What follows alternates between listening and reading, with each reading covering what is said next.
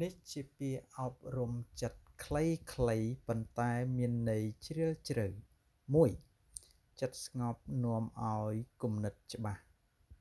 2. កុំឲ្យអារម្មណ៍ខឹងបំផ្លាញអនាគត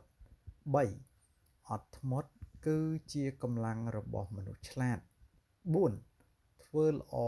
ដោយមិនរង់ចាំការសរសើរ 5. បរាជ័យបង្រៀនយើងឲ្យក្លាយជាមនុស្សរឹងមាំ 6. ស្នាមញញឹមតូចៗអាចផ្លាស់ប្ដូរថ្ងៃទាំងមូល 7. កុំប្រៀបធៀបខ្លួនឯងនិងអ្នកដទៃត្រូវប្រកួតជាមួយខ្លួនឯង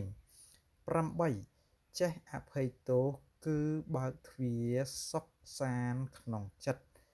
បើវីដេអូនេះមានអត្ថប្រយោជន៍សូមជួយ Like Share និង Subscribe ដើម្បីទទួលបានវីដេអូ